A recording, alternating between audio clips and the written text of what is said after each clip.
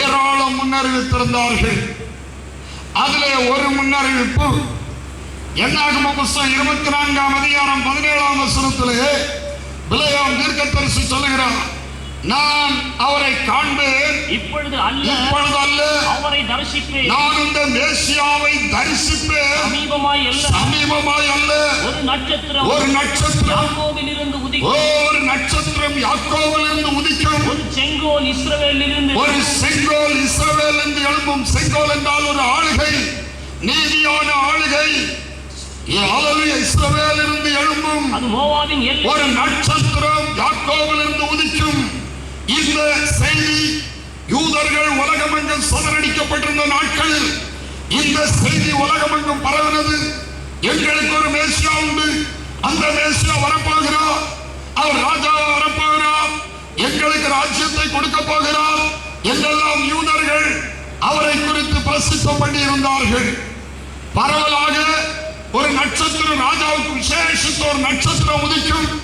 அப்பொழுது யூதருக்கு ராஜாவானவர் பிறப்பார் என்கிற அறிவு ஜனங்களுக்குள்ளே பெருகியிருந்தபடியா அருமை ஆண்டவர் இயேசு கிறிஸ்து பெத்லகேமில் பிறந்த போது கிழக்கில் இருந்து சாஸ்திரிகள், வானத்தை ஆராய்ச்சி செய்தவர்கள் ஒரு அடையாள நட்சத்திரம் உதித்திருப்பதை அவர்கள் கண்டு ஒரு ராஜா, தீர்க்க தரிசனப்படியான மேசியா ராஜா, யூதருக்கு ராஜா பிறந்திருக்கிறார் என்று அடையாளம் கண்டு கொண்டார்கள். நீங்கள் ஆதியாகம புத்தகம்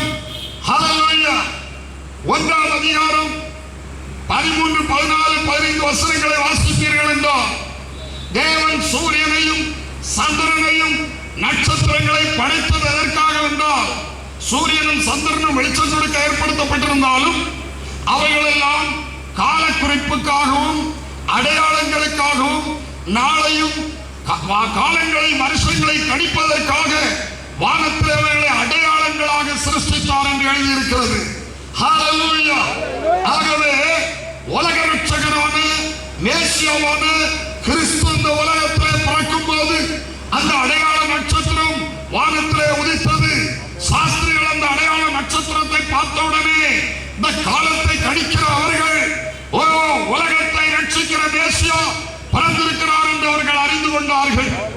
ஆகவே அந்த மேசியாவுக்கு காணிக்கை வைப்பதற்காக அவர் ராஜா, அவருக்கு காணிக்கை வைப்பதற்காக பொன்னையும் வெள்ளைப்பழத்தையும் தூபவர்க்கத்தையும் காணிக்கையாக எடுத்துக்கொண்டு இந்த மேசியாவை தேடி பெத்லகேமை நோக்கி அவர்கள் புறப்பட்டார்கள். ஹல்லேலூயா. கர்த்தருக்கு மகிமை உண்டாவதாக. மத்தேயு சுவிசேஷம் 2ஆம் அதிகாரம் 2ஆம் வசனத்திலே பார்க்கும்போது அவர்கள் வந்து கேட்கிறார்கள், யூதருக்கு ராஜாவாக பிறந்திருக்கிறவர் எங்கே? கிழக்கிலே அவருடைய நட்சத்திரத்தை கண்டு அவரை படித்து கொள்ள வந்தோம் என்று சொல்லி அங்கே அவர்கள் விசாரித்தார்கள். அல்லேலூயா. ஆகவே கர்த்தருக்கு மகிமை உண்டாகட்டும். 11ஆம் வசனத்திலே நாம் வாசிப்போம் என்றால், அவர்கள் அந்த நட்சத்திரம் வழிகாட்டி கரெக்டாக இயேசு என்கிற இந்த பாலகன் படுத்திருந்த அந்த பெத்லகேமில் உள்ள கழுதையின் முன்னிலையிலே அவர் கிடத்தி இருக்கும் போது பிள்ளையும் தாயையும் அவர்கள் கண்டு சாஷ்டாங்கமாய் விழுந்து அந்த பிள்ளையை பணிந்து கொண்டு அந்த பிள்ளைக்கு பொன்னையும் வெள்ளைப்பழத்தையும் தூபவர்க்கத்தையும் காணிக்கையாக வைத்தார்கள். ஹல்லேலூயா. ஹல்லேலூயா. உண்மை இஸ்ரவேல் ஜனத்திற்கு உலக பிரகாரமான ராஜாக்களுடைய ராஜரீகம் அழிந்து போய்விட்டது. அவர்கள் நேபுகாத்நேச்சாருக்கு அடிமைப்பட்டார்கள். பாபிலோனிய ராஜா அடிமைப்படுத்தினார். அதற்கு பின்பு மேதியா பெர்சியா ராஜாக்கள் அவர்களை அடிமைப்படுத்தி ஆண்டார்கள். அதற்கு பின்பு கிரேக்க சாம்ராஜ்யம் எழுப்பி கிரேக்கர் அவர்களை ஆண்டார்கள். அதற்கு பின்பு ரோம சாம்ராஜ்யம் யூதர்களை அடிமைகளாக வைத்துக் கொண்டிருக்கிறார்கள்.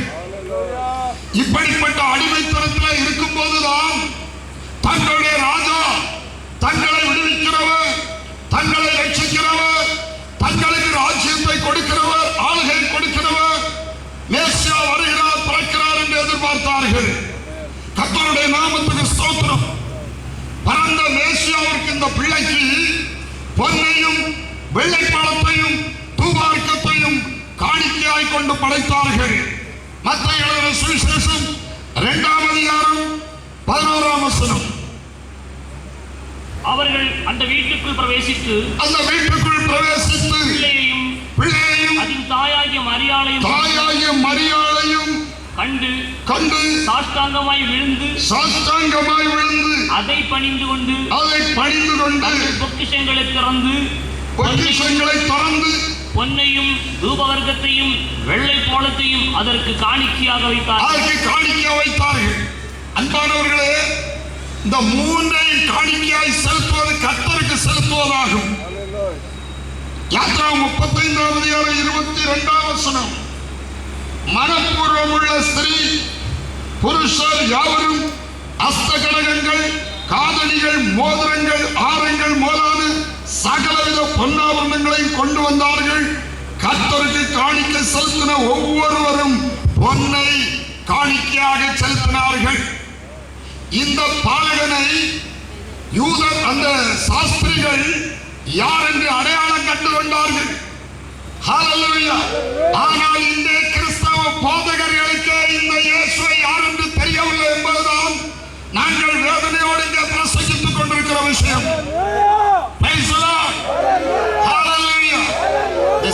நான் முழுமையாய் பேசி முடியும் போது நீங்கள் அதை தெளிவாக அறிந்து கொள்வீர்கள். கடந்த நாளிலே பிறந்தவர்கள் அதை அறிந்தார்கள். கர்த்தருடைய நாமத்துக்கு ஸ்தோத்திரம். கர்த்தருக்கு காணிக்கை செலுத்துகிறவன் பொன்னை காணிக்கையாக செலுத்தினார். இங்கே சாஸ்திரிகள் கொஞ்சம் பொக்கிஷ பெட்டியை திறந்து முதலாவது பொன்னை அவருக்கு காணிக்கையாக வைத்தார்கள். அடுத்தபடியாக நீங்கள் வாசிக்கும் போது யாத்ராகமம் 30ஆம் அதிகாரம், நான் அதெல்லாம் இப்பொழுது உங்களுக்கு வாசிக்க நமக்கு நேரம் போதாது, சொல்லி விடுகிறேன். யாத்ராகமம் 30ஆம் அதிகாரம் 34ஆம் வசனத்திலிருந்து கீழே நாம் வாசிக்கும் போது, தூபவர்க்கம் 4 வித பொருட்களால் தூபவர்க்கம் உண்டாக்கப்பட வேண்டும். பின்னும் கர்த்தர் மோசேயை நோக்கி, சுத்த வெள்ளை போலம், குங்கிலியம், அல்பான் ஆகிய சுத்த வர்க்கங்களையும் சுத்தமான சாம்பிராணியையும் நீ சமநிறையாய் எடுத்து போதும். இந்த 4 சமநிறையாய் எடுத்து அதை தூபவர்க்கமாய் மாற்றி, தூபமேற்றி தூபவர்க்கமாக்கி கர்த்தருக்கு காணிக்கையாய் செலுத்த வேண்டும். அதைத்தான் தூபகலசத்திலே பலிபீடத்தில் உள்ள அக்கினியிலே இந்த தூபவர்க்கத்தை போடும் போதுதான் தூப புகை, நறுமண புகை வரும். அதுதான் மகா பரிசுத்த ஸ்தலத்திலே ஆசாரியன் காட்ட வேண்டிய தூபம். அல்லேலூயா. இந்த தூபத்தை உலகத்தில் வேற யாரும் முகரக்கூடாது. அப்படி எவனாவது இது போன்ற ஒரு இந்த 4 சமநிலையாய் எடுத்த இந்த தூபவர்க்கத்தை போல ஒரு தூபவர்க்கத்தை எடுத்து எவனாவது தனக்கு முகர்வதற்கு உண்டுபடினால் அவன் இஸ்ரவேலில் இராதபடி அறுப்புண்டு போவான் என்று கடைசி வசனம் சொல்லுகிறது. யாத்ரா 30 கடைசி வசனம் 38ஆம் வசனம். இதற்கு ஒப்பானதை முகர்கிறதற்காக செய்கிறவன், இதற்கு ஒப்பானதை முகர்கிறதற்காக செய்கிறவன் தன் ஜனத்தில் இராதபடி அறுப்புண்டு போவான் என்றார். ஹல்லேலூயா. ஆகவே தூபவர்க்கம் தேவன் கர்த்தர் ஒருவருக்கு மட்டும் செலுத்துகிற தூபம்தான் தூபவர்க்கம். அது ஹல்லேலூயா. வேற யாருக்கும் அதை உண்டாக்க கூடாது, வேற யாரும் அதை முகரக்கூடாது. முகர்ந்தால் அவர் இஸ்ரவேலில் இராதபடி அறுப்புண்டு போய்விடுவார்கள். இரண்டாவதாக இந்த சாஸ்திரிகள் அந்த பிள்ளைக்கு தூபவர்க்கத்தை காணிக்கையாய் வைத்தார்கள். ஏன்? அது கர்த்தருக்கு கொடுக்க வேண்டிய தூபவர்க்கம். மூன்றாவதாக வெள்ளை பழத்தை அவர்கள் கொடுத்தார்கள். யாத்ராகமம் அதே 30ஆம் அதிகாரம் 22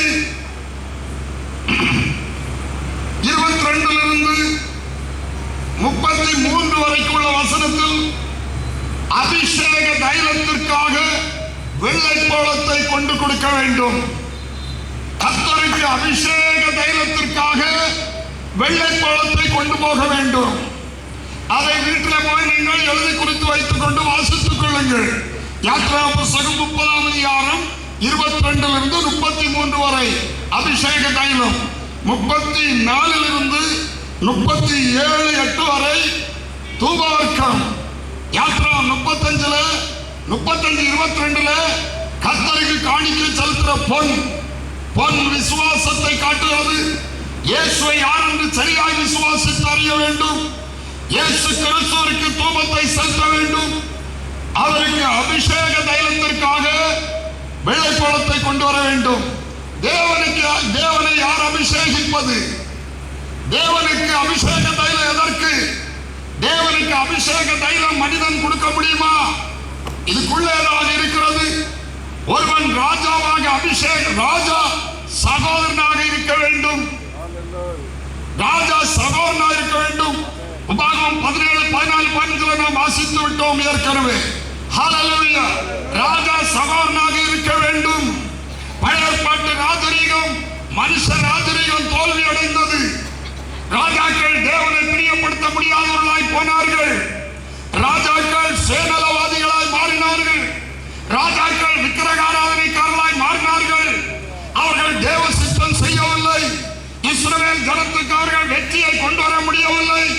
இஸ்ரவேல் ஜனத்தை அந்த ராஜாக்களால் பாதுகாக்க முடியவில்லை. ஹல்லேலூயா. அவர்களும் தோல்வியடைந்தார்கள். இஸ்ரவேல் ராஜ்யமும் தோல்வி அடைந்தது. இப்படி இருக்க ஒரு ராஜா பிறந்திருக்கிறார். யார் இந்த ராஜா? யார் இந்த ராஜா? வாசியுங்கள். ஏற்கனவே நாம் வாசித்த வசனம் தான் சங்கீதம் 84:3. சங்கீதம் 84:3. எங்கள் ராஜாவும் எங்கள் தேவனுமாகிய சேனைகளின் கர்த்தாவே. ஹல்லேலூயா. எங்கள் ராஜாவும் எங்கள் தேவனுமாகிய கர்த்தாவே. கர்த்தர் தான் தேவனாக இருக்கிறார், ராஜாவாக இருக்கிறார். ஆனால் ராஜா சகோதரனாக இருக்க வேண்டும். ஹல்லேலூயா. ஆண்டவர் கொடுத்த கட்டளைப்படி ராஜா சகோதரனாக இருக்க வேண்டும். கடந்த நாளில் நான் பல காரியங்களை உங்களுக்கு சொல்லி இருக்கிறேன். குமாரத்துவத்தில் அவருக்கு 4 வேலை உண்டு. ஒன்று, ஆட்டுக்குட்டியாக பாவத்தை நிவர்த்தி செய்யும்படியாக அவர் பலியாக வேண்டும். அதற்காக ஒரு மனிதனாக வேண்டும். குமாரத்துவ ஊழியத்திலே பரலோக ரகசியங்களை பிரசங்கிக்கிற அறிவிக்கிற தீர்க்கதரிசியாக மனிதனாக அவர் இருக்க வேண்டும். இரக்கமுள்ள பிரதான ஆசாரியனாய் இருப்பதற்கு எவ்விதத்தில் அவர் சகோதரருக்கு ஒப்பாக வேண்டும். ஆகவே பிள்ளைகள் மாம்சத்தை இரத்தத்தை உடையவர்களாய் இருக்க அவரும் அவர்களைப் போல மாம்சத்தை இரத்தத்தை உடையவரானார். 4வது, ராஜா சகோதரனாக இருக்க வேண்டும்.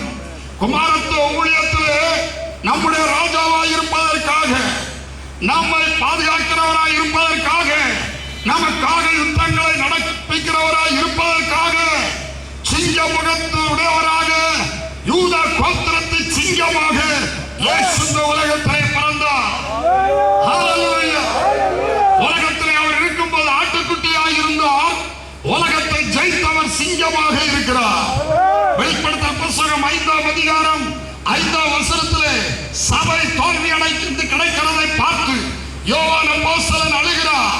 வெளிப்படுத்தல் 5:5.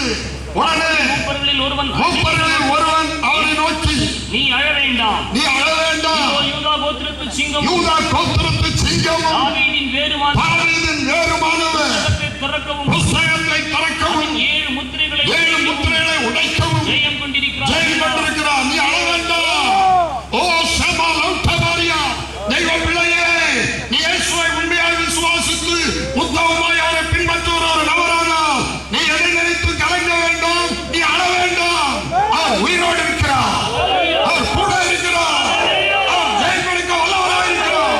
அவர் உலகத்தை ஜெயித்தவராய் இருக்கிறார். உனக்கும் ஜெயம் கொடுப்பார். நீ அழ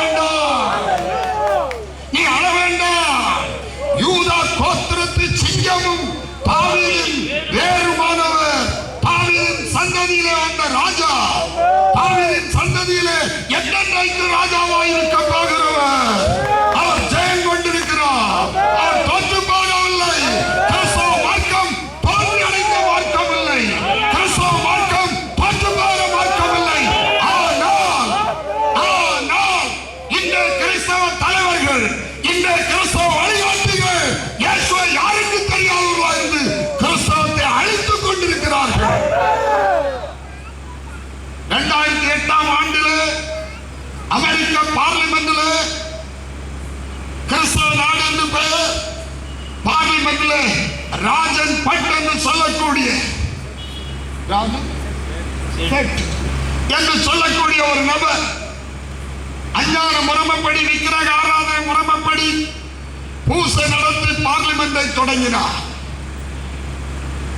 284 வருஷங்கள் கிறிஸ்தவ முறைமைப்படி ஜபம் நடத்தி பார்லிமெண்ட் தொடங்கின அமெரிக்க பார்லிமெண்ட் 2008ஆம் ஆண்டில் ராஜன் சேட் என்று சொல்லக்கூடிய ஒரு இந்து பூஜாரியால் இந்து முறைமைப்படி பூஜை செய்து கிறிஸ்தவ பார்லிமெண்ட் தொடங்கினது. உடனே பார்வையாளர் இதிலே கேலரியில் உட்கார்ந்திருந்த 2 பெண்களும் ஒரு ஆம்பிள்ளையும் இயேசு கிறிஸ்துவை தவிர வேறொரு தேவன் இல்லை என்று சொன்னார்கள். இது பத்திரிகையில வந்த செய்தி நாங்கள் வெட்டி வைத்திருந்தோம். கர்த்தருடைய நாமத்துக்கு ஸ்தோத்திரம். உடனே அந்த மூவரையும் பிடித்து வெளியே தள்ளிவிட்டு இயேசு கிறிஸ்துவே மெய்யான தேவன், அவரை தவிர வேறொரு தேவன் இல்லை என்று சொன்னபோது கிறிஸ்தவ எம்பிக்கள், கிறிஸ்தவ தலைவர்கள் அந்த 3 பேரையும் பிடித்து வெளியே தள்ளிவிட்டு அந்த இந்து முறைப்படி அஞ்ஞான முறைப்படி ஆராதனை பூஜை நடத்தி பார்லிமெண்டை தொடங்கினார்கள். ஹல்லேலூயா, ஹல்லேலூயா. இது இப்படி இருக்கிறது. இங்கிலாந்து தேசத்திலே 6000 கிறிஸ்டியன் சர்ச்சஸ் மூடிவிட்டது என்று பத்திரிகை செய்தி வந்தது. ஹல்லேலூயா. அது அதிலே சிலது பள்ளிகளாக, பள்ளிவாசல்களாக மாறி இருக்கிறதா? அநேகம் ஹல்லேலூயா லாட்ஜிகளாகவும் ஹோட்டல்களாகவும் அநேகம் சர்ச்சஸ் மாறி இருக்கிறதாம். இங்கே உள்ளவர்களும் மாற போகிறது என்று எச்சரிக்கிறேன், வேதனையோடு எச்சரிக்கிறேன்.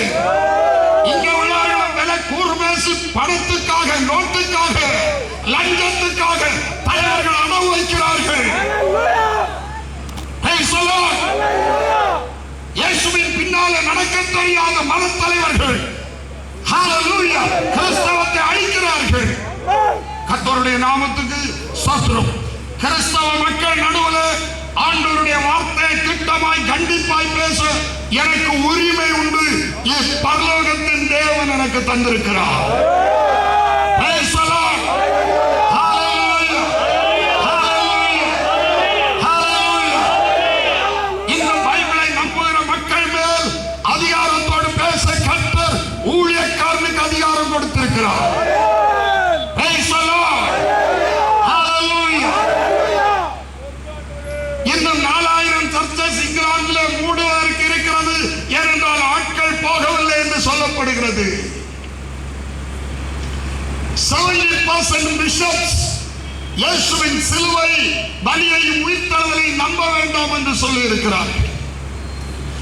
எம்மதமும் சம்மதம் என்கிற கொள்கையை இப்படிப்பட்ட ஆட்டுத்தோலை பார்த்தவர்கள், ஆட்டுத்தோலை பார்த்து இயேசு சொன்னபடி வேற மிருகமாய் இருக்கிறவர்கள், கிறிஸ்தவத்தை அழிக்கிறவர்களாக இருக்கிறார்கள், கிறிஸ்தவத்தை உயிர் கொடுக்கிறவர்களாக இல்லை.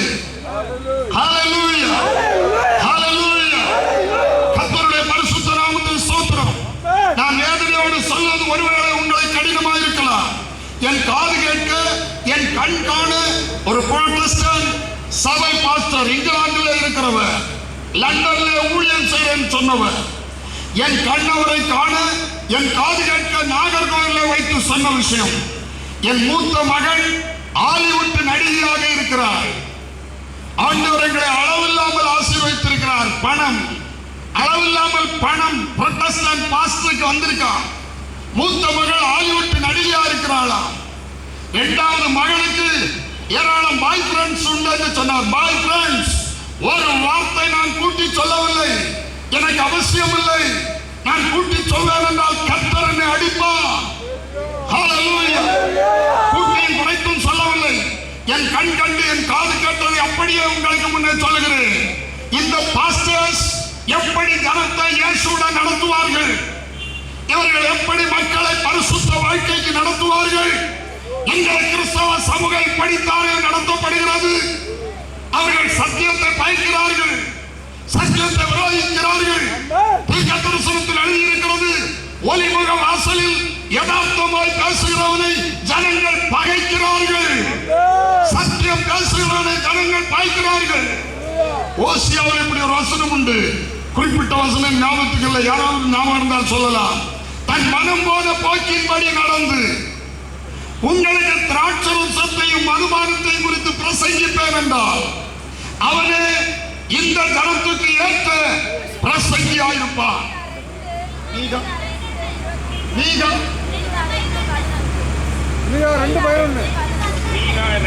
வாசிங்கள். மனம் போகிற போக்கின்படி போய் அபத்தமானதை உரைக்கிற ஒருவன் திராட்சரசத்தையும் மதுபானத்தையும் குறித்து நான் உங்களுக்கு பிரசங்கிப்பேன் என்றால் அவனே இந்த ஜனத்துக்கு ஏற்ற பிரசங்கியாயிருப்பான். மனம் போன போக்கின்படி போய் அபத்தமானதை, சத்தியம் இல்லாத கெட்டுக்கதைகளை பேசுகிற அபத்தமானதை பேசுகிற ஒருவன் நான் உங்களுக்கு திராட்சரசத்தையும் மதுபானத்தை குறித்து பிரசங்கிப்பேன் என்றால் அவனே இந்த ஜனத்துக்கு ஏற்ற பிரசங்கியாயிருப்பான். அன்பு தேவ பிள்ளைகளே, என் அருமை ஆண்டவர் இயேசு இந்த உலகத்திலே மனிதனாய் இருந்தபோது அவர் செய்த அற்புதங்கள், அவர் செய்த அடையாளங்கள், அவைகளை புஸ்தகமாய் எழுதினால் எழுதப்படுகிற புஸ்தகங்கள் இந்த உலகம் கொள்ளாது என்று எண்ணுகிறேன் என்று யோவான் எழுதின சுவிசேஷம் 20ஆம் அதிகாரம் கடைசிக்கு முந்தின வசனம் சொல்லுகிறது. ஆனால் ஹல்லேலூயா, பிலாத்துவுக்கு முன்னே இயேசு நிற்கும் போது ஒரு பக்கம் பரபாஸ், ஒரு பக்கம் இயேசு. ஹல்லேலூயா, ஒரு பக்கம் பரபாஸ், ஒரு பக்கம் இயேசு. பரபாஸ் கொள்ளைக்காரன், தேசத்திலே கலவரம் உண்டாக்கினவன், குழப்பங்களை உண்டாக்கினவன், பேர் பிரசித்தி பெற்ற ஒரு பொல்லாத்தவன். அவன் ஜெயில இருக்கிறான், இயேசு கொண்டு நடத்தப்பட்டிருக்கிறான். நான் இன்றைக்கு விடுதலை நாள், பஸ்கா பண்டிகை நாளிலே ஒரு மனிதனை விடுதலை ஆக்குவது அவருடைய பழக்கம். பரபாசு இயேசுவை கொண்டு நிறுத்தினார்கள். உங்களுக்கு நான் யாரை விடுதலை ஆக்க வேண்டும்? நஸ்ரேனா இயேசுவையா பரபாசியா? யார் உங்களுக்கு வேண்டும்? யாரை விடுதலை ஆக்க வேண்டும்? இயேசுவிடம் எண்ணில்லாத நன்மைகளை பெற்ற அந்த ஜனங்கள் உலகமே இயேசுவின் பின்னாலே போய்விட்டது என்று சொல்லத்தக்கதாக இயேசுவை பின்பற்றின ஜனங்கள், அவரிடத்திலே நன்மைகளை பெற்ற ஜனங்கள், அவரிடத்திலே சுகம் பெற்ற ஜனங்கள், அஞ்சப்பம் கொண்டு 5000 பேருக்கு போச்சு, ஹல்லேலூயா 12 கூட மிச்சத்த போது சாப்பிட்ட ஜனங்கள் எல்லாரும் இவனோடு பிரதானாசாரியன் காய்வாவோடு சேர்த்து நின்று கொண்டு பரபாசை எங்களுக்கு விடுதலை ஆக்கும், இயேசு எங்களுக்கு வேண்டாம், பரபாஸ் எங்களுக்கு போதும். இயேசுவால் ஆசீர்வதிக்கப்பட்ட கிறிஸ்தவ ஜனமே, இயேசுவால் கல்வியை, இயேசு கிறிஸ்துவின் மார்க்கத்தால் கல்வியை பெற்ற தேவ ஜனமே, ஹல்லேலூயா, இயேசு கிறிஸ்துவா, கிறிஸ்துவின் போதனைகளா, கிறிஸ்தவ மிஷனரிமார்களால் வந்த சுவிசேஷத்தினாலும் கல்வியினாலும் உயர்வு அடைந்த கிறிஸ்தவ ஜனமே, இயேசுவை மறந்து நீங்கள் மனம் போல போனால் கர்த்தர் ஒரு நாள் கணக்கு கேட்பார் என்பதை கிறிஸ்தவ சமூகம் மறக்க வேண்டாம், மறக்க வேண்டாம். இயேசு கிறிஸ்துவுக்கு உங்கள் இருதயத்தை முழுமையாய் கொடுங்கள், முழுமையாய் இயேசுவுக்கு இருதயத்தை கொடுங்கள். ஹல்லேலூயா, இயேசுடைய வார்த்தையின்படி நடக்க வசனத்துக்கு நடுங்குங்கள். அவர் யாரை நோக்கி பார்ப்பாரா? ஏசாயா 66ஆம் அதிகாரத்தில் சொல்லப்பட்டிருக்கிறது, ஆவியிலே நொறுங்குண்டு சிறுமைப்பட்டு ஆவியிலே நொறுங்குண்டு என் வசனத்துக்கு நடுங்கிறவர்களை நான் நோக்கி பார்ப்பேன். யாருக்கு அவர் இறங்குவார்? வசனத்துக்கு நடுங்கி ஆண்டவருடைய வார்த்தைக்கு தன்னை அடிமை என்று ஒப்புக் கொடுக்கிறவர் யாரோ, கீழ்ப்படியை ஒப்புக் கொடுக்கிறவர் யாரோ, அவர்களை அவர் நோக்கி பார்ப்பார். மற்றவருடைய ஜபத்தை அவர் கேட்க மாட்டார், ஜபத்தை ஏற்றுக்கொள்ள மாட்டார். நீங்கள் மனம் போல நடந்துவிட்டு கர்த்தர் உங்களை உணர்த்தும் போது நீங்கள் கீழ்ப்படியாமல் நடந்துவிட்டு உங்களுக்கு ஆபத்து வருகிற வேளையிலே நீங்கள் ஐயோ ஆண்டவரே ஆண்டவரே என்று விழித்தால் அவரும் உங்களை பார்த்து ஆகடியம் பண்ணுவார் என்று நீதிமொழிகளின் புத்தகம் 1ஆம் அதிகாரத்திலே சொல்லப்பட்டிருக்கிறது. இன்றைக்கு அநேக மக்கள் அப்படித்தான் வேதனைப்படுகிறார்கள். அது சொல்லுவாங்க, நல்லா ஜெபிப்பாங்களே, சகோதரி நல்லா ஜெபிப்பாளே, நல்ல பைபிள் படிப்பாங்களே, ஊழியமும் செய்வாங்களே, எல்லாம் செய்வாங்களே, நல்லதுதான். வார்த்தைக்கு வார்த்தைக்கு உத்தமமாய் கீழ்ப்படுகிறீர்களா? ஆவியோடு உண்மையோடு அவர்களை தொழுது கொள்கிறீர்களா? பரிசுத்த அலங்காரத்தோடு அவர்களை தொழுது கொள்கிறீர்களா? மதிப்பை தேடுகிறீர்கள், ஜனங்களிடத்திலே மரியாதையை தேடுகிறீர்கள், உயர்ந்த அந்தஸ்தை தேடுகிறீர்கள், அதற்கேற்ற இடத்திலே உட்கார்ந்து இருக்கிறீர்கள்.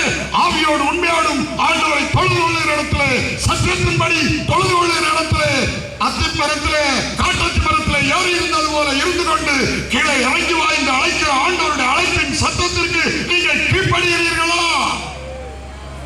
இல்லாவிட்டால் கர்த்தர் ஒரு நாள் உங்களுடைய ஜெபத்தை கேட்காமல் போய்விடுவார். ஆண்டவருக்கு பயப்பட வேண்டிய காலம் இது. முடிவு காலம் வந்துவிட்டது. இனி காலம் செல்லாது. கர்த்தர் வரப்போகிறார். அவன் கிரியைகளுக்கு தக்கதாக அவர் நியாய தீர்ப்பு கொடுக்க நாட்கள் வருகிறது.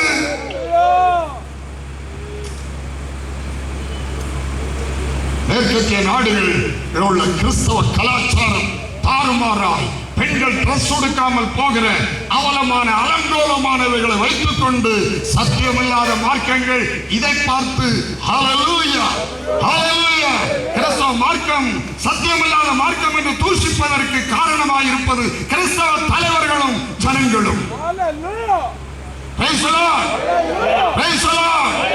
இயேசு கிறிஸ்து கிறிஸ்தவர்களாலே காலின் கீழ் போட்டு மிதிக்கப்படுகிறார். இந்த நிலைமை தேவன் அனுமதிக்க மாட்டார்.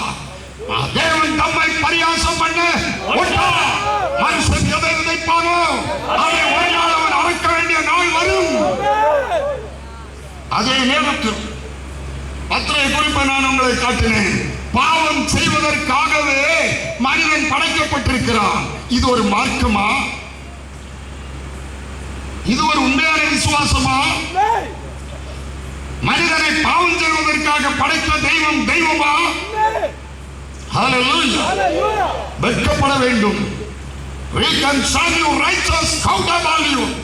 தெய்வம் இல்லை என்று சொன்னவன் கிறிஸ்தவ போதகருடைய மகனாய் பிறந்தவன் வாழ்க்கையில நிம்மதி இல்லாமல் தற்கொலை ஒன்றுதான் என் வாழ்க்கையில் முடிவென்று ஓடிக்கொண்டிருந்தவன். ஒரே ஒரு காரணம் தான் தற்கொலையை தடை செய்தது. இன்று நீ மரித்தா உன் நித்தியத்தை நீ எங்கே கழிப்பா? நான் நியாய தீர்ப்பை குறித்து தரிசனம் கண்டிருக்கிறேன். ஆழமான குழியில, இருள் நிறைந்த குழியில கட்டிக்கொண்டு கையில் காலில் கட்டி புறம்பான இருளிலே தள்ளப்படுவான் பைபிளில் எழுதியிருப்பதை சின்ன குழந்தை பருவத்தில் தரிசனங்கள் மூலம் கண்டு பயந்திருக்கிறேன்.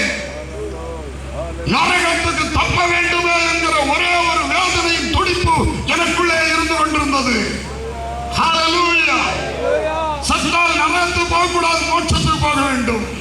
24 வயது வரை நிம்மதியற்று ஜீவித்து பர்மா பக்கம் நார்குண்டம் தீவுல இந்திய பட்டாளக்காரருக்கு சிகிச்சை செய்கிற இடத்திலே வைத்து ஆண்டவர் என்னை சந்தித்தார். மருந்து கைவிட்ட ஒரு இந்து சகோதரனை விசுவாசத்தினால நான் ஆண்டவரை நோக்கி அழுத போது ஆண்டவர் எழுப்பினார். அந்த நாளிலே குடியை விட்டு சீட்டாட்டத்தை நிறுத்தினேன். ஹல்லேலூயா. சிகரெட் ஸ்மோக்கிங் எல்லாம் விட்டு சினிமாய்க்கு போறதை விட்டு தாறுமாறாய் போய் ஆகாத கூட்டத்தில் உட்கார்ந்து கதை அடிக்கிறத நிறுத்தினேன். ஏனென்றால் நிம்மதி இல்லை. ஃப்ரெண்ட்ஸோட கூட இருந்து அரட்டை அடிச்சு நிம்மதி இல்லாமல் நேரம் போக்குற வாழ்க்கை இருந்தது. எல்லாத்தையும் விட்டு என் அப்பா ராஜாதி ராஜா கர்த்தராகிய இயேசுவின் பாதத்திலே பர்மா பக்கம் நார்குண்டம் தீவிலே கடலோரத்திலே ஒரு மரத்தடியிலே முழங்காலிட்டு நான் சொன்னேன், ஏசப்பா நீங்க இல்லாம என்னால இனி வாழவே முடியாது. சமாதான பிரபு இயேசு இல்லாமல் என்னால் இனி வாழவே முடியாது என்று சொன்னேன். ஹல்லேலூயா. அருமை ஆண்டவர் இயேசு ஜெபத்தை கேட்டார். என் தவறுகளை உணர்த்தினார், என் குற்றங்களை உணர்த்தினார், என் இளவயதின் மீறல்களை எல்லாம் சுட்டி காட்டினார், சின்ன காரியங்களை காட்டினார். ஓனாய் ஒரு சின்ன பிள்ளை அழுது ஒப்புக் கொடுக்கிற போல அழுது மன்னிப்பு கேட்டேன். கர்த்தரின் வாழ்க்கையை மாற்றினார். உலகம் தராத சமாதானத்தையும் சந்தோஷத்தையும் தந்தார். ஹல்லேலூயா. ஆண்டவரோடு உறவாடி மகளும் மகாபரிய பாக்கியத்தை தந்தார். ஒவ்வொரு நாளும் விடியற்காலம் 3 மணிக்கு என் இடது தோளை ஒரு கை மெதுவாய் வந்து தொடும் என்று ஒரு மெல்லிய சத்தம்